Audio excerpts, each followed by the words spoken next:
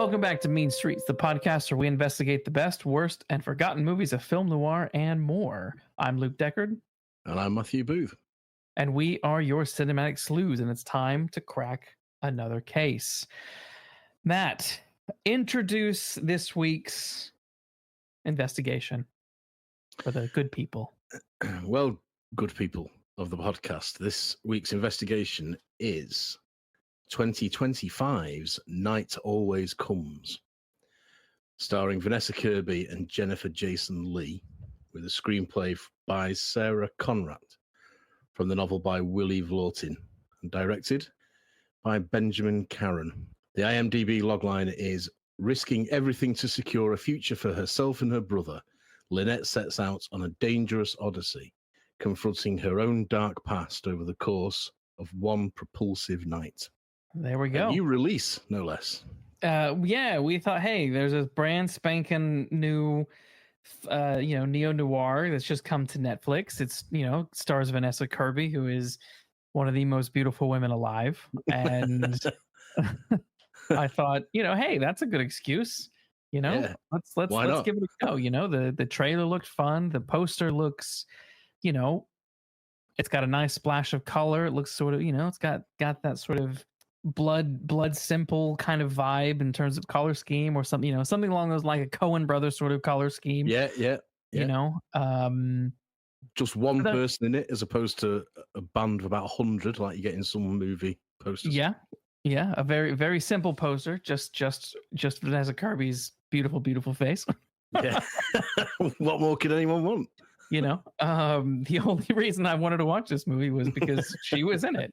I've recently seen her in Fantastic Four, which was half of the reason why I saw that. The other half being for the lady who plays a Silver Surfer, whose name I cannot remember now. The lady from Ozark, Julie or Julia something or the other. Don't remember. Garner maybe. Night Always Comes. Let's initial reactions. I'll go first. Very well acted, a very good cast, a very interesting and compelling premise. Something that is just, wasn't mind blowing, but it was just sweetly neo-noir in its premise, and that kind of the idea that she needs to raise money, to buy this house before it's taken away. And, it raises stake. It has good stakes, has good drama. So, all on paper, it should have, it's got all the stuff that I should be into and like. I think in execution, I found this to be incredibly flawed, very juvenile and clunky, and very lazy for me. I was going in with not crazy expectations. I just went in looking for a good time, but I found myself just sitting there questioning every character's actions and why things were happening in certain orders and motive. And I wasn't enjoying the story because I kept saying, why the fuck is this happening? Because this shouldn't be happening in this way. This makes no sense. So those are my initial impressions. I went in with, expectations of hoping to be entertained. I was mildly entertained, but I was more frustrated by the unevenness and clunkiness of this thriller that I, hoped was going to be better than this. But hey, when is the last time I've enjoyed something that Netflix has? I was going to say, I was a bit surprised when you suggested it, because I think one of the first things you said to me was it's coming on Netflix. And I thought, wow. So when you told me to watch the trailer, I thought, this will have to be a good trailer for him to even recommend it. So, and it was. I thought, like you, trailer's a good trailer. Trailer was excellent. Yeah, didn't do what trailers tend to do these days, which is give everything away. It did what old-fashioned trailers did, that gave a taste and a flavor and made you want to watch it. I was looking forward to watching it. I share everything you said. Apart from the fact, my problem with it was, which we'll get into, was one very fundamental flaw right at the start. And I thought, I just don't buy that. So the whole premise I don't buy. And after that, I thought, so I'll watch this with, sort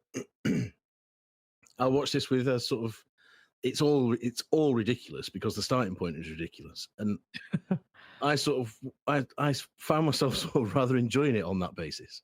You know, I don't think I wasn't bored throughout it. I think it's about 15 minutes too long, maybe 20. But what the most enjoyment I got out of it was Vanessa Kirby's performance. Yes.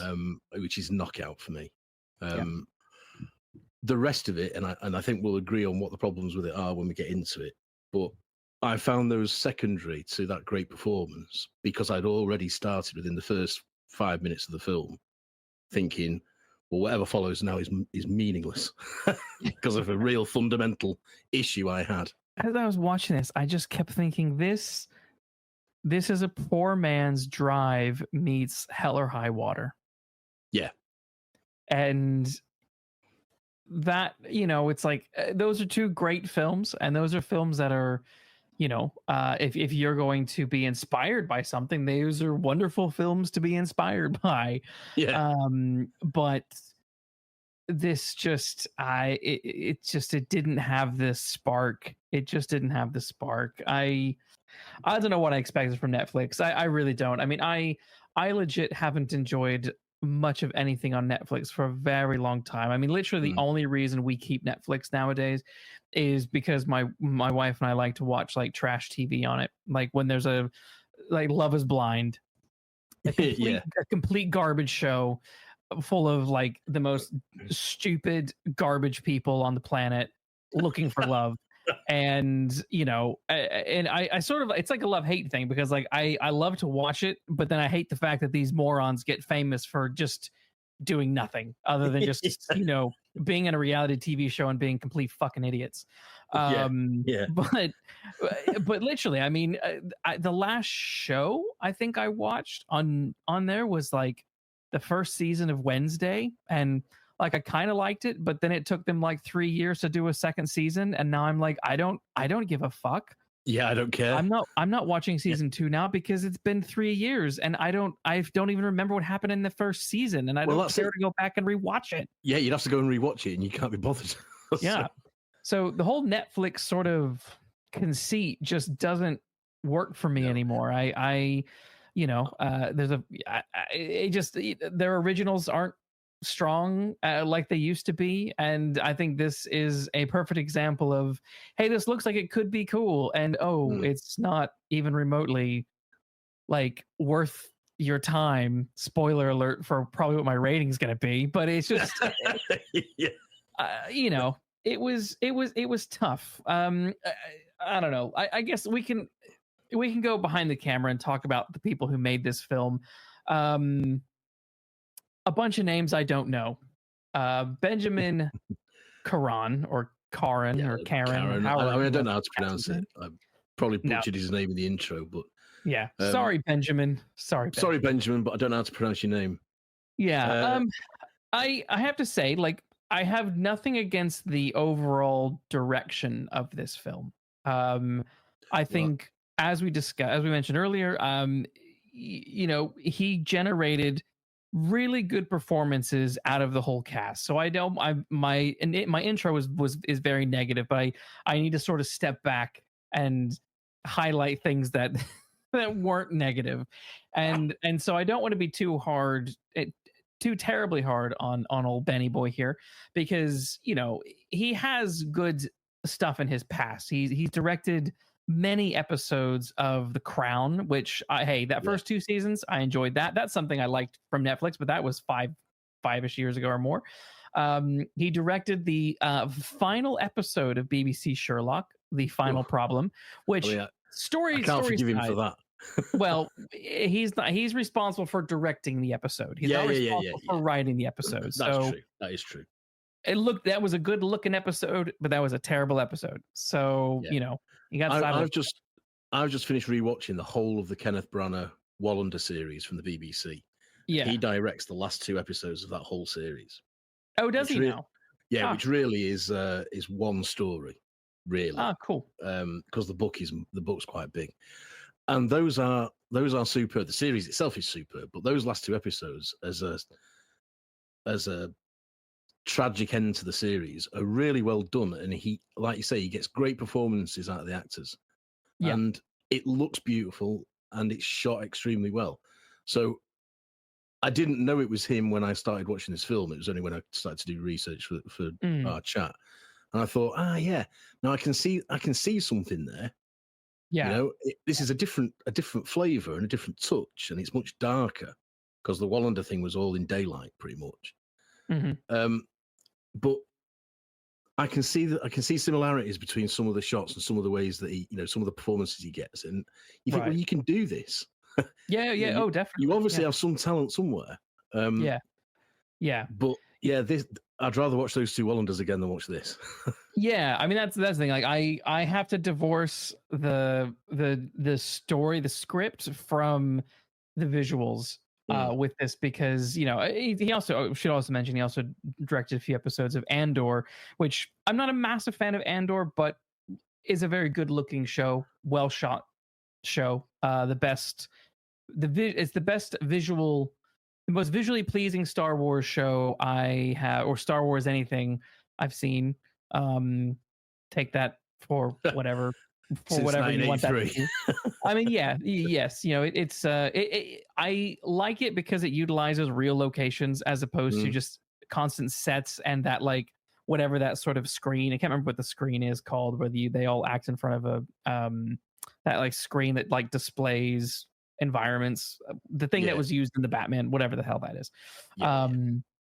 But yeah, so on the directing side, yes, I think he is a good director for getting good drama out of your scenes, because I would say on a scene by scene basis, there is really good tension, really good drama. Yeah. And he's pulling good performances out of these actors. So kudos to Benjamin for that. I think very well done on the directing side. I think he's better than the project. 1,000%. 1,000%. The writer, Sarah Condradt. I don't know her from anyone. Nope. For better or worse. Looking at her projects, they look like things I would never watch. Mother's Instinct, Hereafter, 50 States of Fright. She's also fairly new on the screenwriting scene. Wrote a couple of this, whatever 50 States of Fright is. I'm assuming it's an American show of some kind. Wrote a couple episodes of that. Wrote the screenplay for this film, Mother's Instinct. Then wrote Hereafter. Then wrote Night Always Comes. I was interested in the ratings for some of her films. Hereafter on Letterboxd has 2 out of 5 and 4.2 out of 10 on IMDb.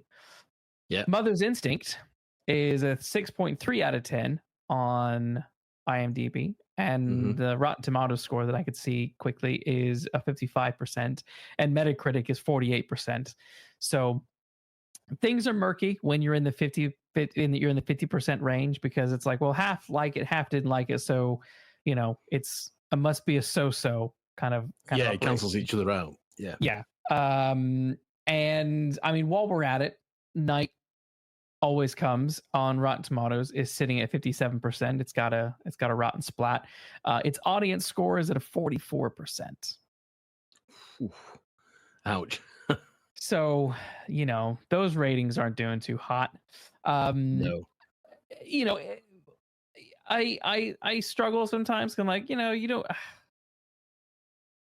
Sometimes, you look at the writing credit and you think, oh, well, is it them, or is it production, or is it editing? Like, what is the problem? But I don't know. The track record so far doesn't inspire much, I guess. I know I'm being very, very mean here.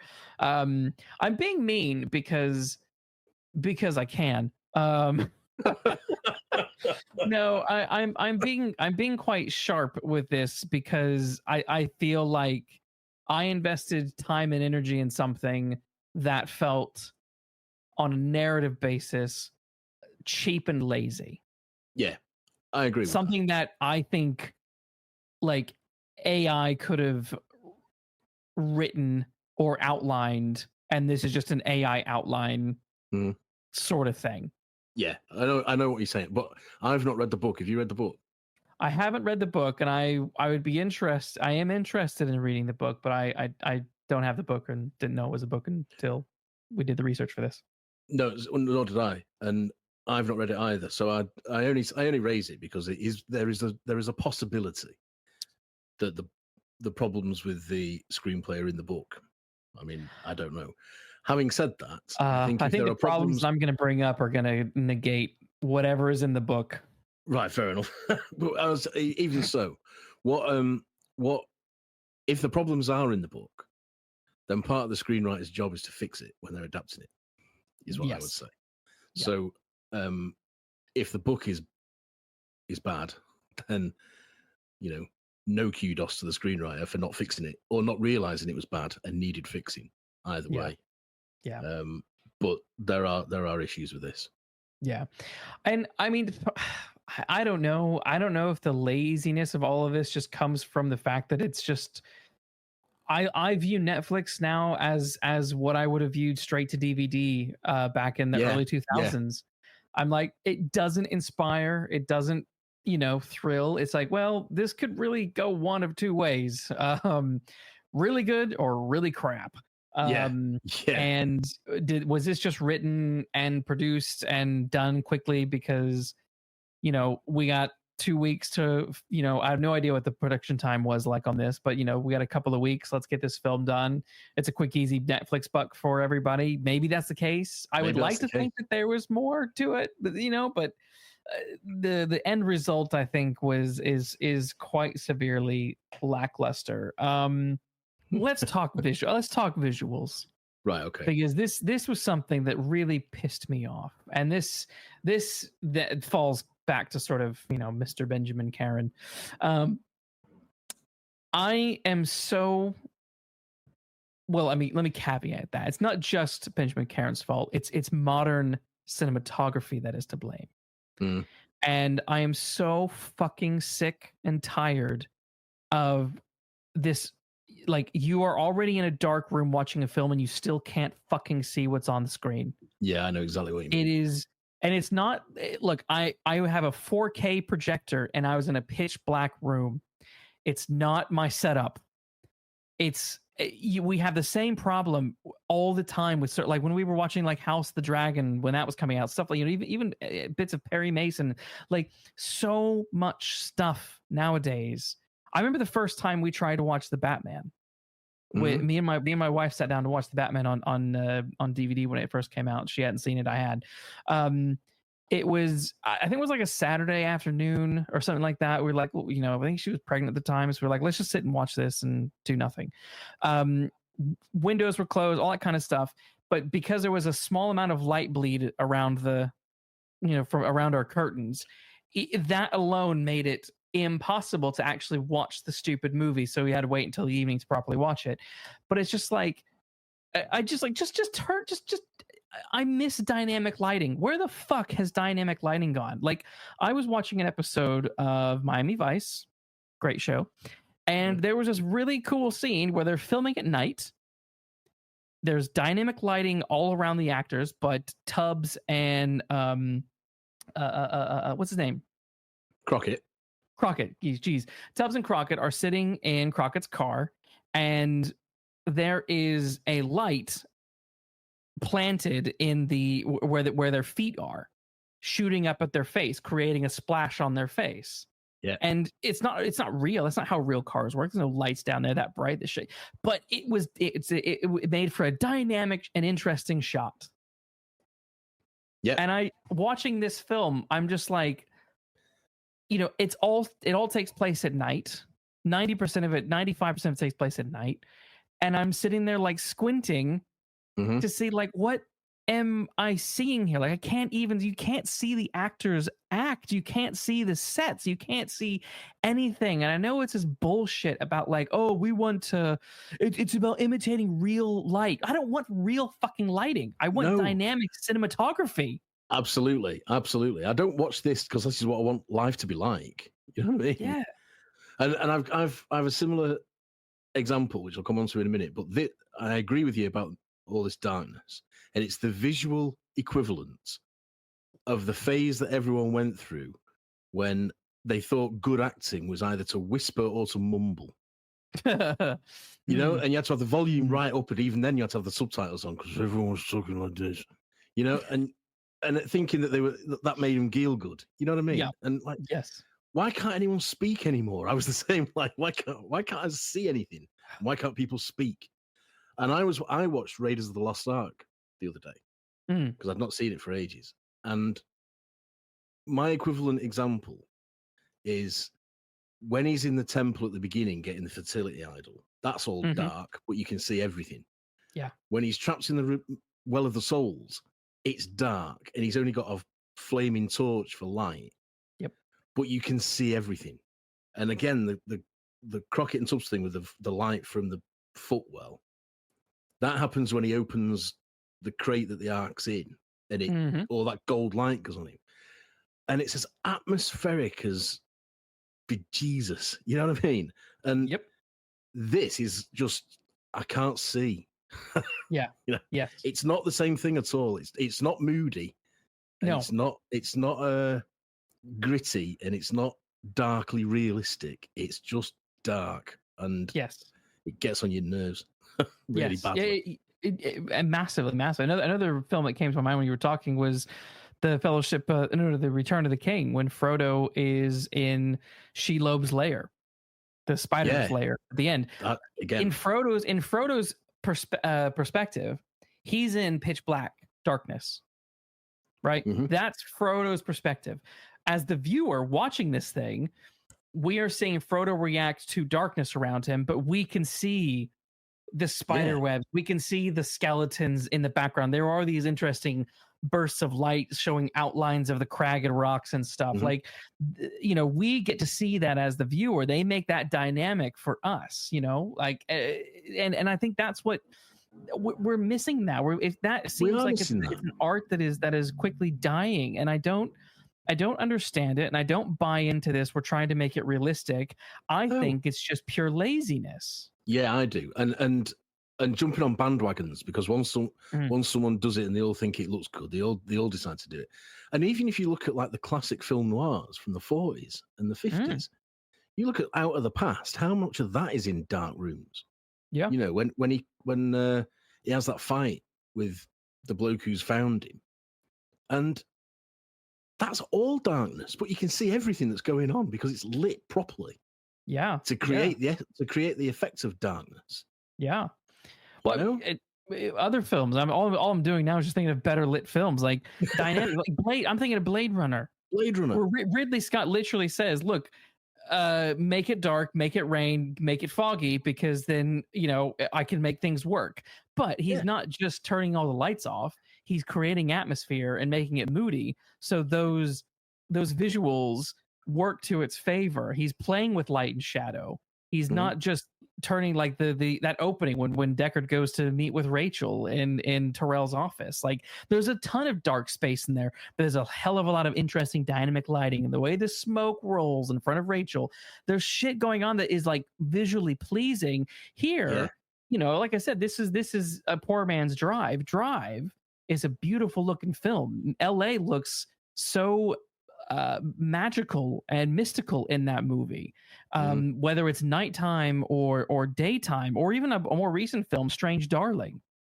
That scene of those two characters, of the demon and the girl in the truck outside the hotel, with just that steep saturated neon blue on their face, like that's playing with light and shadow and doing something dynamic and interesting. Doing something interesting with it. And you know, you talk about constant rain. The same applies to Seven. Seven, you know? Seven's full of dark scenes and you know, shadows and grim weather and dark skies, but you can see everything. Yes. It is. I don't know if it is laziness or if it's just a misguided view that it looks artistic and, like you say, grimly realistic. Well, doesn't. It looks dreadful because you can't see anything. Yeah, I feel like Game of Thrones is the culprit. I feel like it sort of started with Game of Thrones. I remember that being one of the first big property shows that people were complaining about. And I mean, I actually didn't watch Game of Thrones when it was out. I actually watched it after the first season of House of the Dragon because I thought I didn't take to Game of Thrones. So I thought, whatever. We started watching House of the Dragon. I thought, this is really good.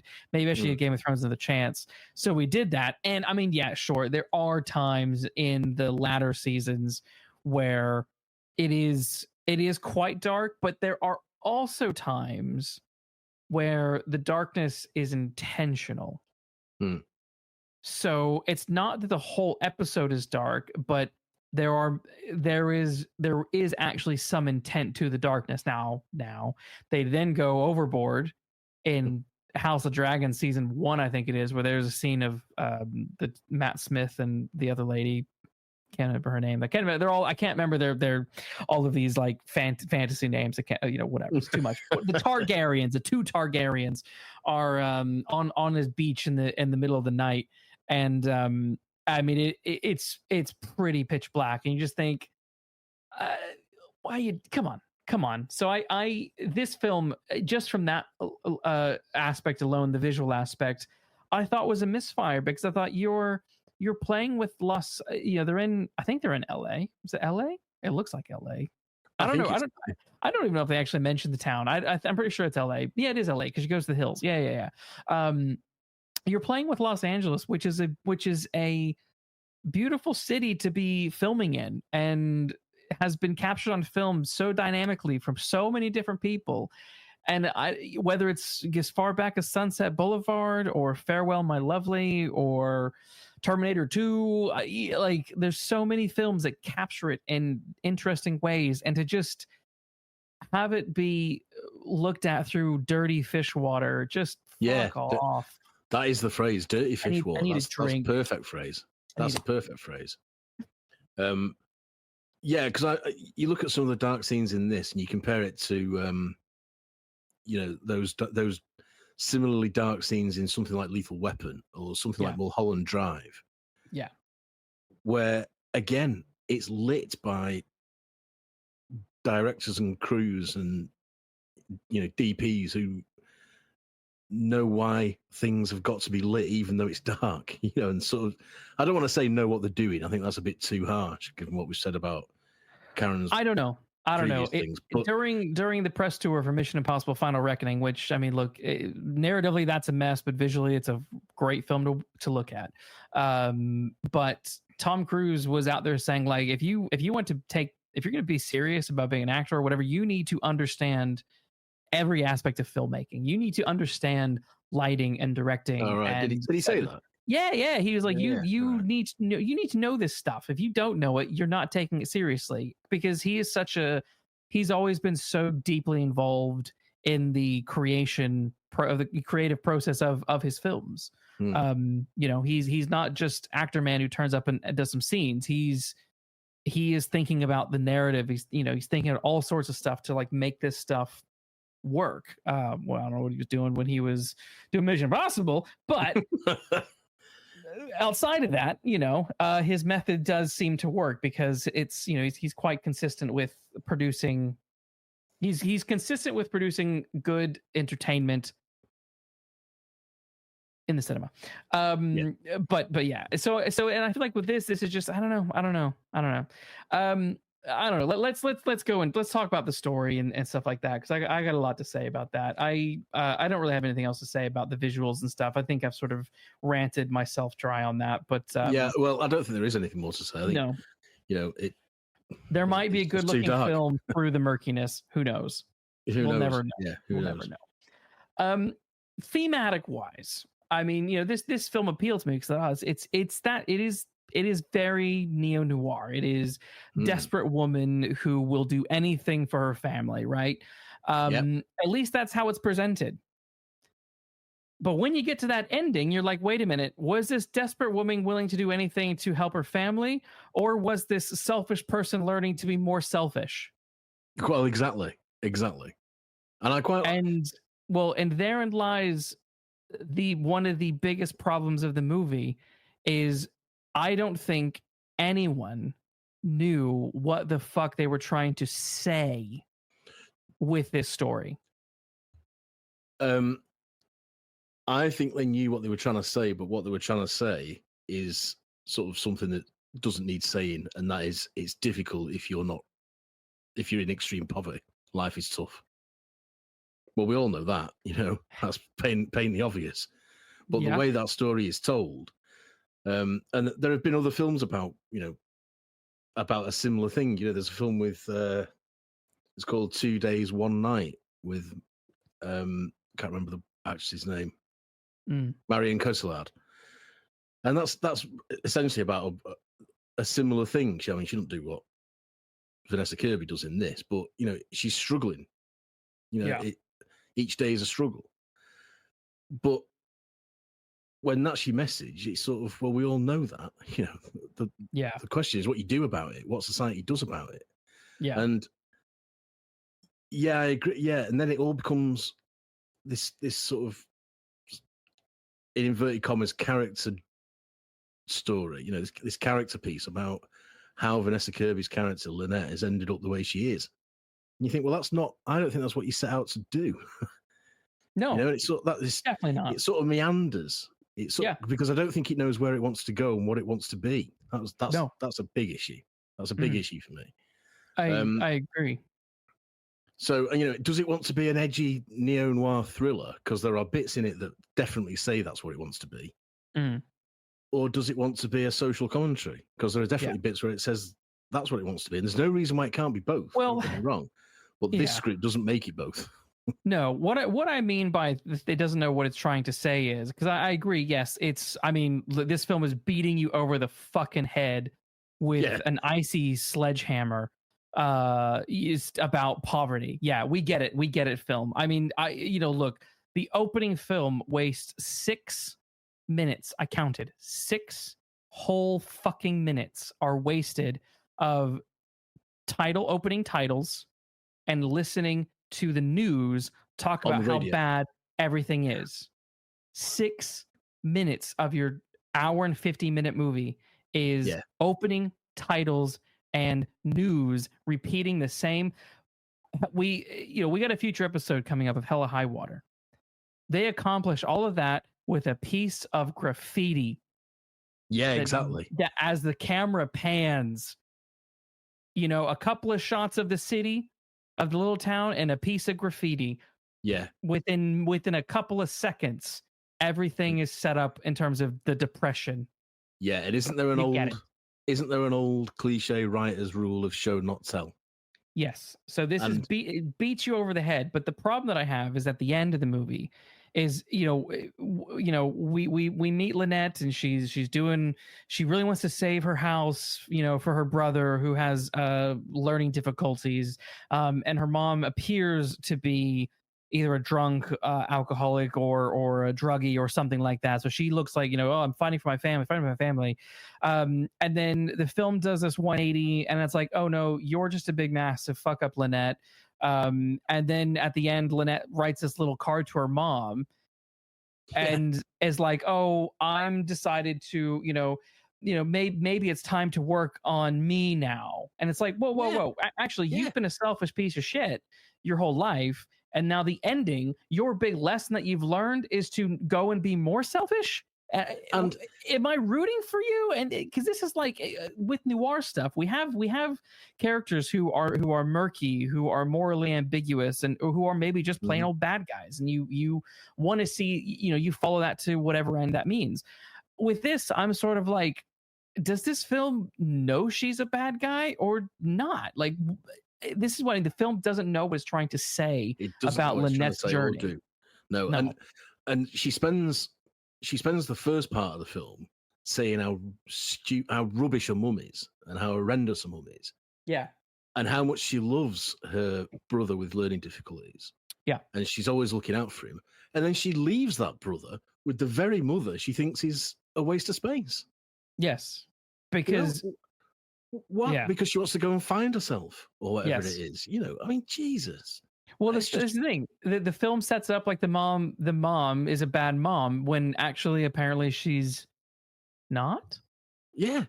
Now, I said the film was too long, but it's like an hour and 50 minutes, whatever it is. But it's not so long that I've forgotten the beginning by the time the end comes. Yeah. You know, no. so that, and I say, what are you leaving him there for while you go and find out about yourself? What are you talking about? You know? Yeah. Yeah. I haven't thought, because her whole motivation is to save that house so that the brother has got somewhere to, well, they've all got somewhere to live, but especially the brother. She's constantly looking out for the brother until the end when she just says, fuck it, and drives off. Yeah. So bad. Yeah. No, it doesn't make any sense because the mom at the end is like, oh, I'm going to go live with this other lady and we're going to be fine. And so it's just like, what was, and there's a nihilistic aspect to old noir of like everything you did is sort of pointless in the end. Yeah. Right. Yeah. This was pointless on a level of what was the point of this film? Yeah, that's right. Yeah. Yeah. Not what was the point of this, not that this journey was, forget it, Jake, it's Chinatown. This was, why did I just waste 2 hours of my life? Yeah, because and to take Chinatown as an example, yes, that is all pointless in the end, but it's only pointless because he can't do anything about it. He has actually achieved something. You know, he's discovered the truth, and he's achieved what he set out to do. Yeah, but he just can't do anything with it. Yeah, This she doesn't. It's just a whole waste of time. You know. Yeah, this really frustrated me.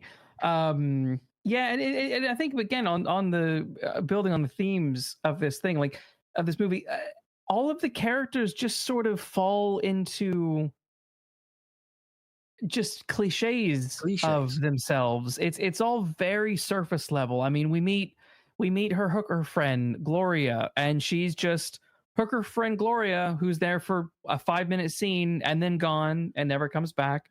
We meet her coworker stroke criminal friend Cody, who is there until suddenly he's not.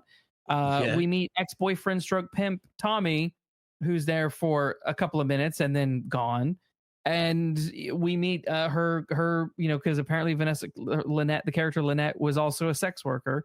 We meet one of her clients and for a couple of minutes, and then he's gone and stays gone. Yeah. We see Eli Roth for a minute, and then he's gone. And most of the scene that introduces him, I was thinking, what's Eli Roth doing in this? Started to think about Eli Roth films, rather than watching it. And the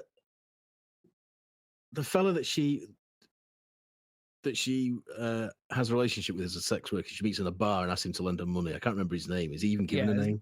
His name is Scott, played by Randall Park. Scott, right? You're right. Yeah, him. He's only there so she can get her hands on a car. Am I wrong? Yeah.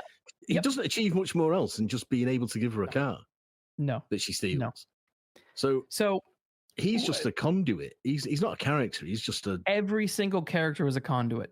Yeah. There are no characters in this movie. No. There are no characters. Not even Lynette is a character, and there are no characters in this. And this is what I mean earlier when I was saying like this film doesn't know like what it's trying to do. It's just all over the place, and like this is where I'm sort of like this feels like an AI outline. Because it just doesn't, like, the logic doesn't work. So I wrote down like the beats of the film don't make sense. So for example, yes, we'll start with Scott. She meets with Scott because she goes to the bank to have her mom give money to the bank.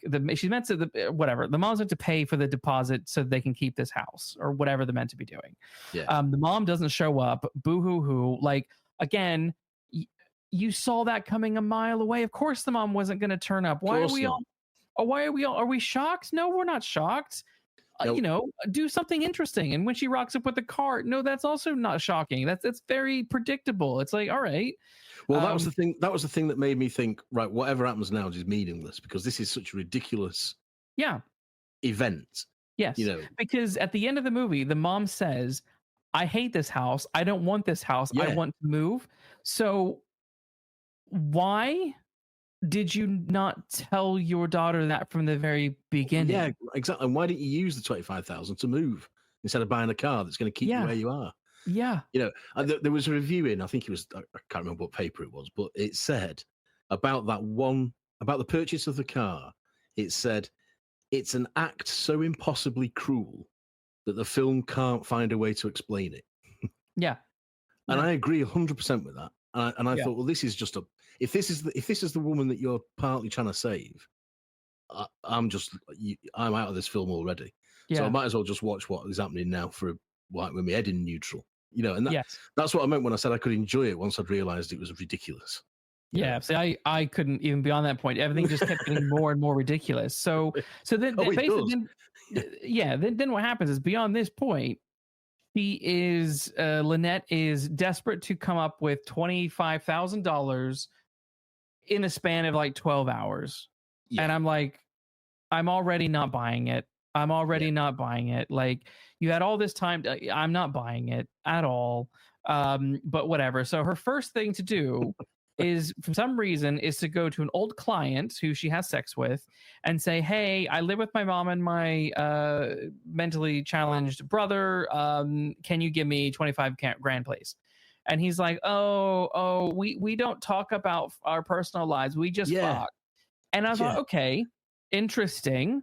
But you didn't, this is just a scene with two people who I don't know. If you had set him up in an earlier scene where there was some sort of interaction and some sort of skirting around real life ish, their real lives, but not going into it, you can kind of get it, whatever. Or maybe he's like a newish client and that's something he says from the offset. And then right after that, she goes to him because she knows he's whatever, something to set that up and pay that off. Which they don't do. So so anyway, they have the sex. They have the sex. he leaves his car keys, and then she takes the keys and sneaks out and runs off with his car. I thought, okay, right. She's got his car. She's going to take it and sell it somewhere, right? Flog it, right? That's what you think. She drives it around, then chickens out, leaves it under a bridge with the door open. Yep. And then gives up on that.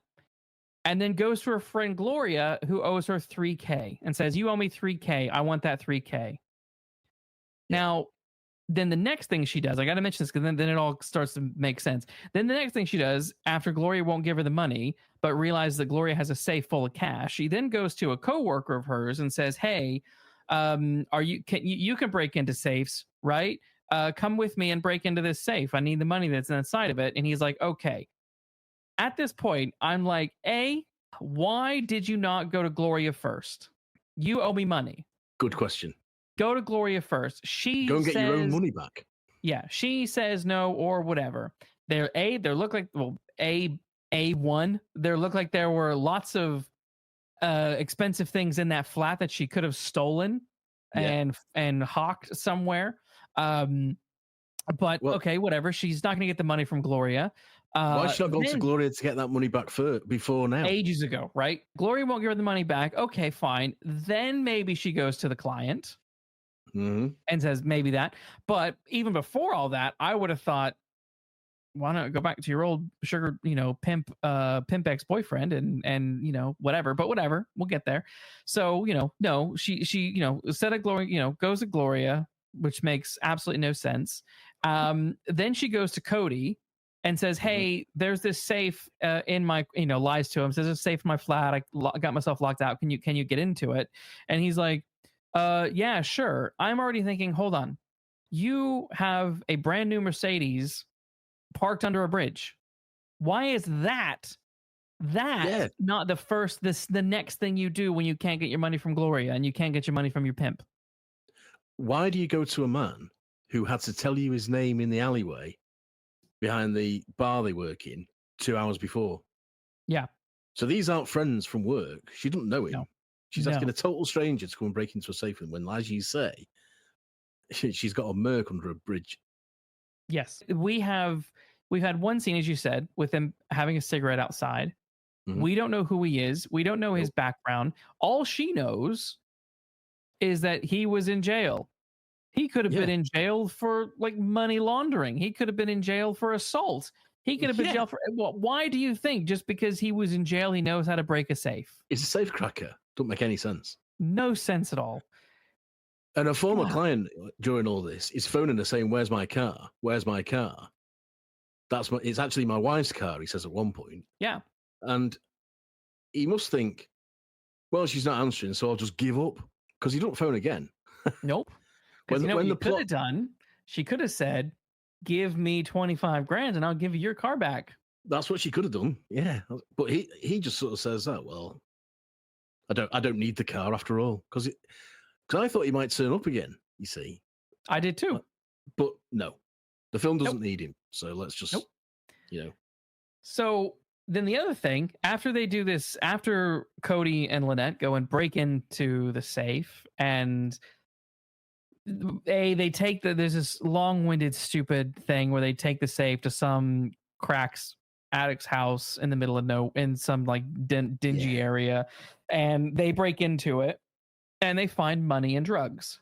Why then, when they find the money and drugs, do they not instantly go take that drugs to Tommy, her boyfriend, her ex-boyfriend, who pimped her out, and get money for those drugs straight away? You've had two things handed to you already, car and drugs, that would have easily gotten you 25 grand, if not more. A lot more, I would have thought. Yeah. And yet you just sort of ignore those big things. Yeah. And do why do those shit. Why do those blokes in that warehouse get so het up about the fact that she's lying about what's in the safe? Why do they care? Whose safe it is? Yeah, because I thought... Whose is it? Who's it? Well, I thought they were going to be part of Gloria's lover's life, and they were maybe the dealers, and they got those drugs, and it was going to be that. But no. It's just a 5-minute scene to put her in danger. That's really all that struck me, and to have a fight scene because we need to fill a bit of runtime. Yeah, there's no logic to that scene at all. No, it was infuriating. I was just sitting there going, what is going on? Yeah, this is what I mean. Like, this is AI. This is AI just piecing things together. This doesn't make any fucking sense.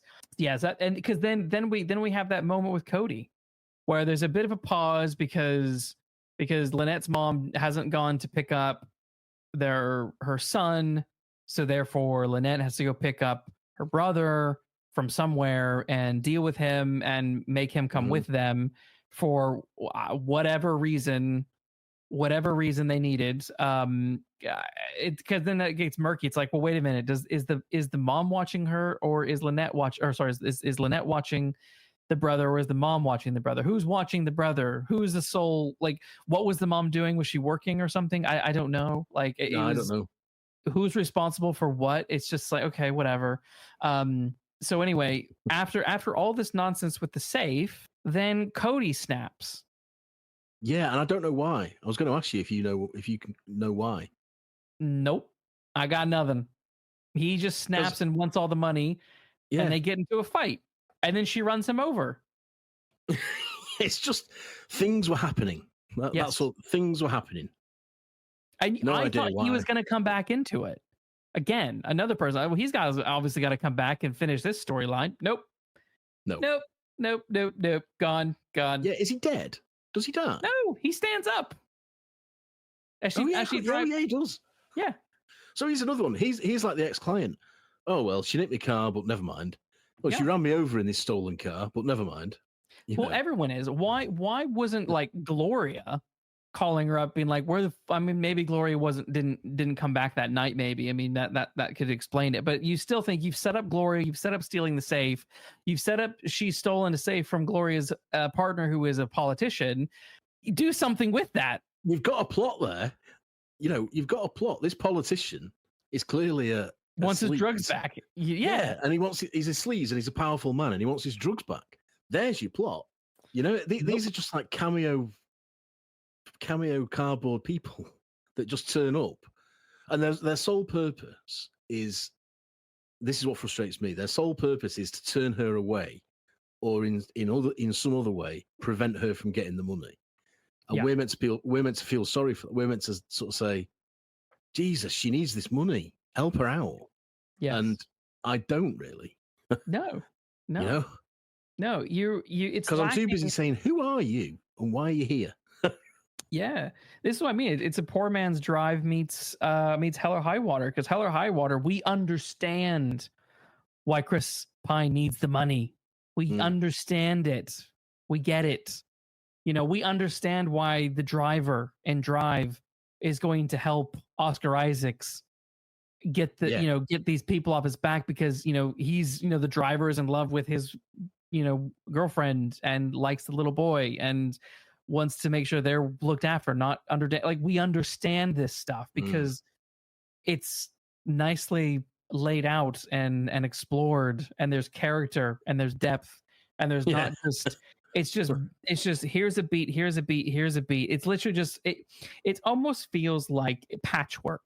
Like it's 5 or 6 different story ideas, and someone just tried to sew them all together.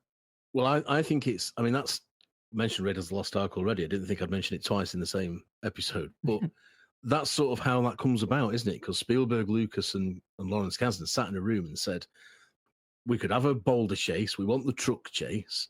We could have this chase. We could have this fight." And they start with those set pieces and then string a story together. Yeah. To join them all together. Except that story makes sense and is good fun. Yeah. And it's as if this screenwriter has said, so I need to see why I need to a scene to explain why she goes on the journey. That's that. What I'll have then is a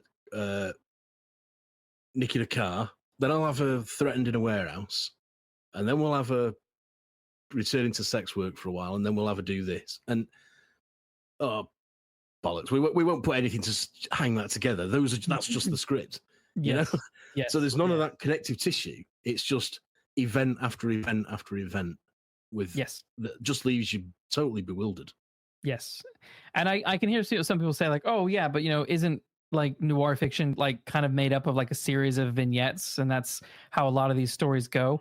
Yeah, but there's a logic to the journey. There's a logic and there's depth to the people you meet throughout those vignettes. Yeah, and I don't think you ever really wonder why Philip Marlowe's gone from one place to another. No. There's always some reason why he's done that. You don't say, why is he here? There is a reason that he has gone from place A to place B. However tenuous that reason is, it might just be a gut instinct, but it is explained. Yeah. And there is a logical human reason for it, whereas this is just like made up as you go along, and as if the first draft was enough. Yes, yeah. I just got I was really frustrated with just the character of Lynette or Lynn, or whatever she wants to be called. There was all this stuff about like these comments of her like freaking out. Oh, don't freak out. Oh, you freak out. Oh, I've heard about you. You freak out. Yeah. What does that mean? Yeah. How? Like, how does that manifest itself? Yeah. Like, what do you mean you freak out? Are you crazy?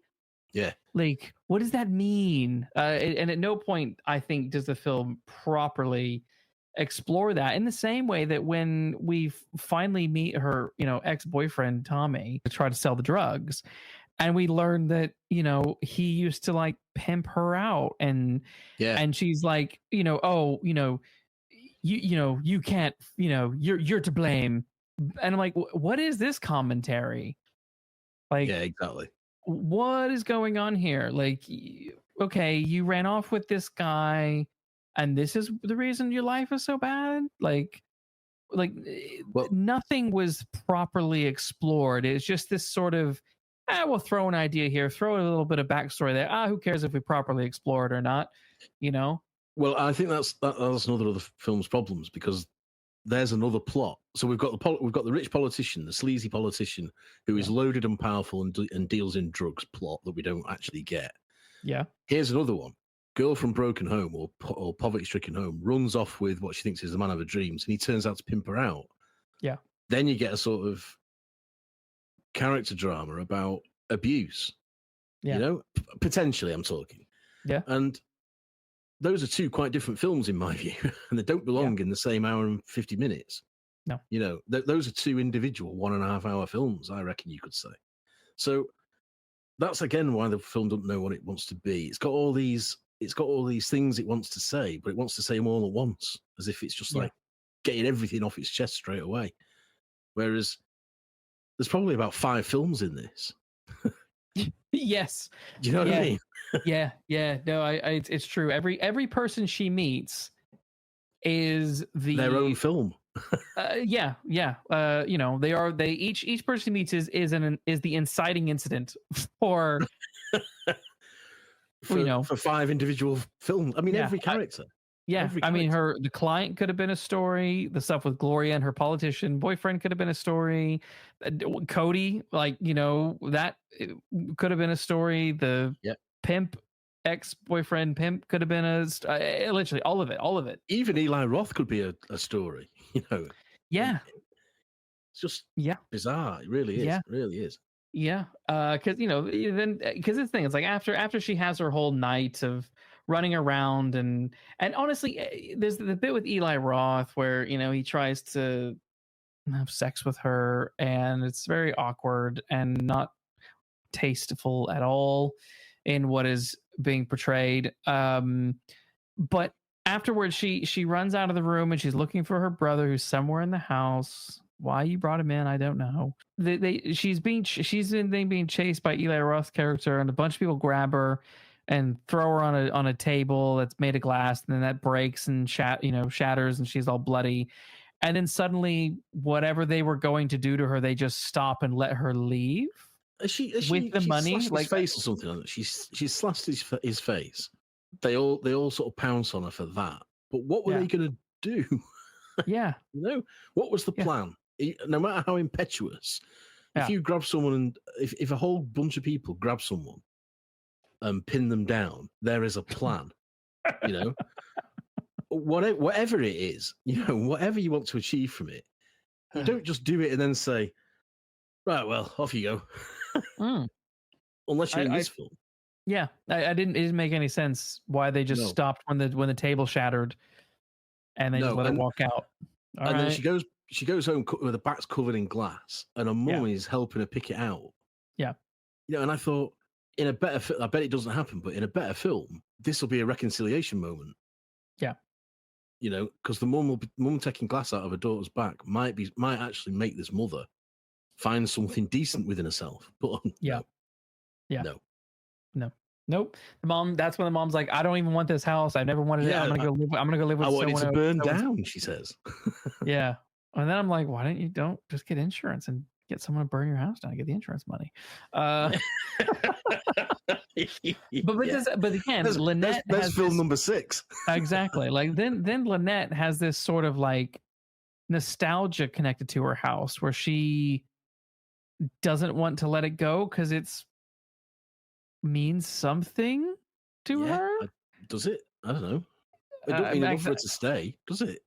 No. Like, what does this? And that's again your other problem. What does this house mean to you? Why is this house so important to you? What, you don't own it.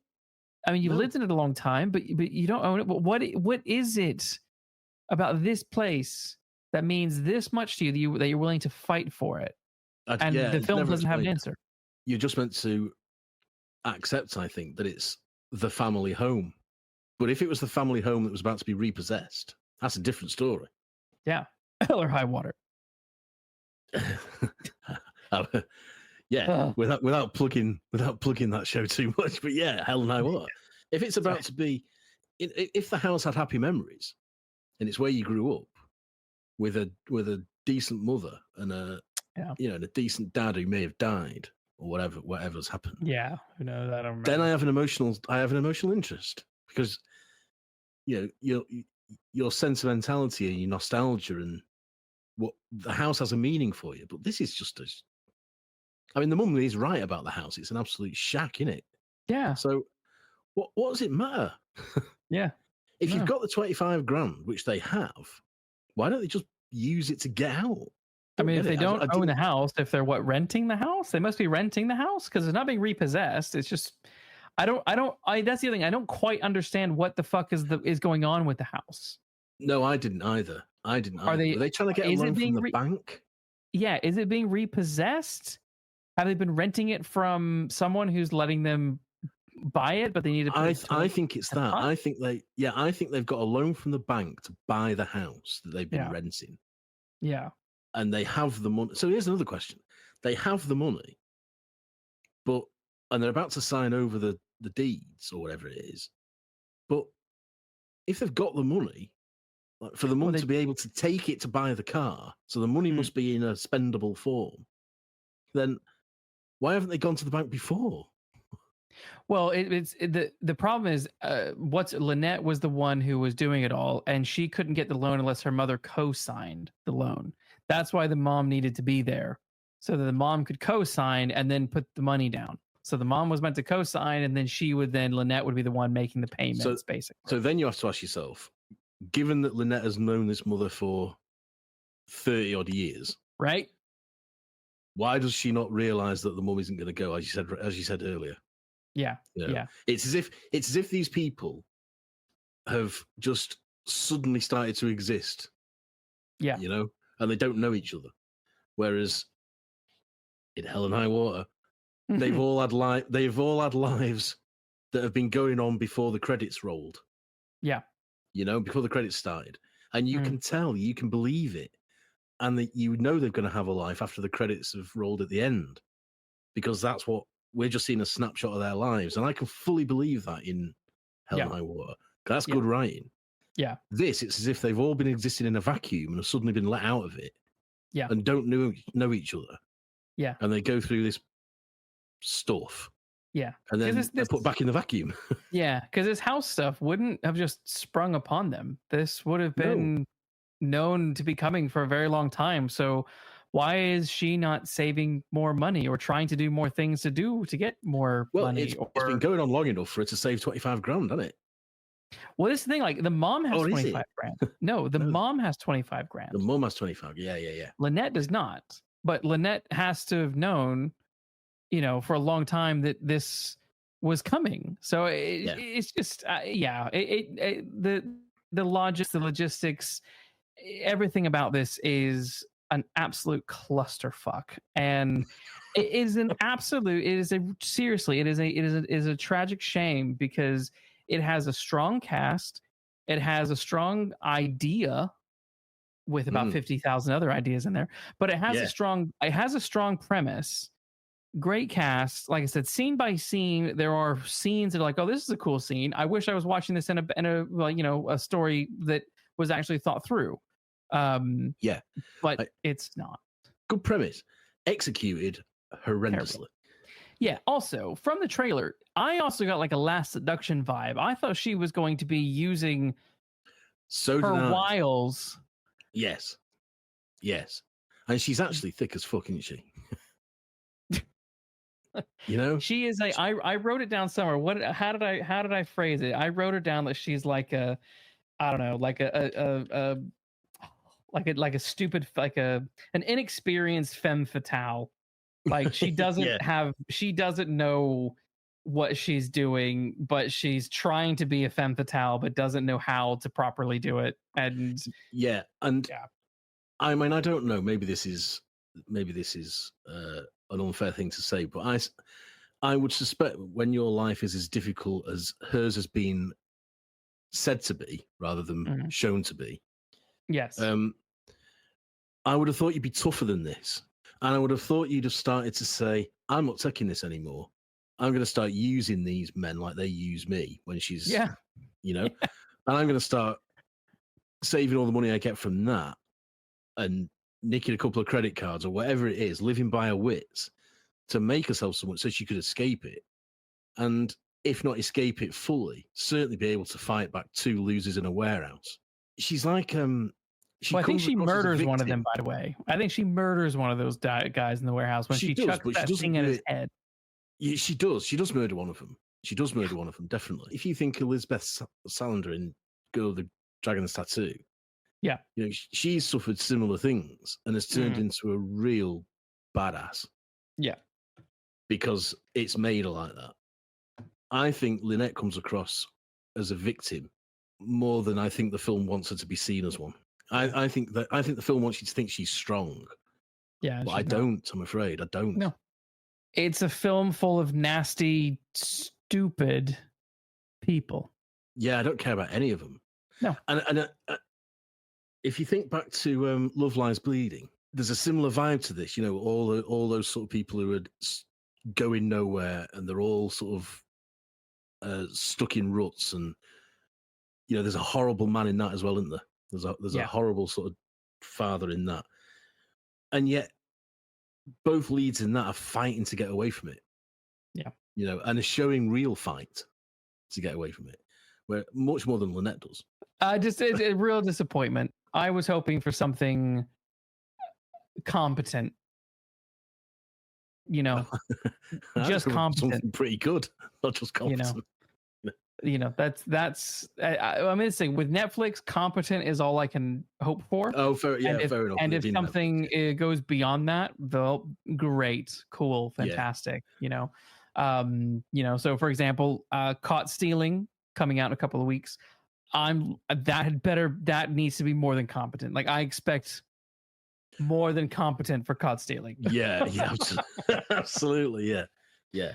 I mean, it's sad that it's sad that we live in a world where sometimes all we can hope for is competent. I think what was more than competent, as I've said, is her performance, because she manages to rise above the material, and as far as anybody can with this material. And I think she gives it her all, and I think it comes across very well. And it's a shame she's not in a much better film than this, because one of the other problems I had with it is that as it went on, I found myself getting more and more drained. Oh yeah, I was bored. How bleak it is, and I like noir bleak. Don't get me wrong, but there's a difference between bleak and downright depressing. Yeah, and you don't need that. I don't think you don't necessarily need it to be relentlessly depressing. No. Not quite as bad as this, but I had similar feelings watching this as I had when I watched is it Leaving Las Vegas, where Nicolas Cage goes to drink himself to death, and he meets Elizabeth Shue as a prostitute, and I thought, God, that's a bleak film. That's a really rough film to get through, but at least like there's some, you get something out of it. There's some emotional response out of it. Whereas this, I just thought, never mind. Night always comes. I hope the end comes. Yeah, I think like many recent Vanessa Kirby projects, she is the one who carries it. Yeah, definitely. With her ability. Saw Fantastic Four, and she carries that film. Seriously. It's a friend of the podcast, Phil Drogish, was calling it Fantastic Fine. That's probably a good way to describe it. It's fine. It's fine. She is the standout. She is the thing that you are most hooked on. She deserves better. She deserves better than this. She produced this. Well, yeah. I mean, some things you can't explain. Yeah. So, whatever that means, but she produced this. Well, I don't have anything else to add on this one. This film, this bleak, drab film, has drained me. I would say if anybody's sort of interested in having a flavour of this film, just watch the trailer. Yeah. Save yourself an hour and 48 minutes and watch the 2-minute trailer. Yeah, that's the most fun you're gonna have. Well, should we rate it? Yeah, let's rate it. Right. Well, as you know, we rate all of our films out of 5 Falcons, one being the worst or something like that, and 5 being the best, I think. That's how much this has drained you. I know, right? Night always comes. What do we give it, Matt? Out of 5. Well, whatever. I just want to make this clear. I said at the beginning that I enjoyed it once I realized how ridiculous it was going to be because of the mother's choice to buy the car, and I stand by that. I also said Vanessa Kirby's performance I thought was knockout, and I stand by that. So any Falcons I give it really are for her. Yep. I have to say, because the rest of it just doesn't deserve them, and she alone gets two Falcons from me. Yeah. I'm exactly the same. I was teetering on a 2 and a 2.5, just because she does a damn good job at acting, and she's Vanessa Kirby, and all that implies. But yeah, it's 2. It's 2. This is not one that I can recommend. It's don't waste your time. No, we wasted it for you. We've wasted it. Yeah, we've taken a bullet for you all. They all can't be winners, especially when they're Netflix. Yeah, exactly. I don't know. Any other final comments before we wrap this up? No, I don't think I want to talk about this film anymore. No. All right. Well, with that said, we can close the file, put it in the drawer, and never, ever look at Night Always Comes again. Thanks for listening, everybody. Remember to like and subscribe, and if you can, leave comments and reviews on Apple and Spotify. They really help us out. We will be back next week with another case. So in the meantime, remember to take care walking down those mean streets.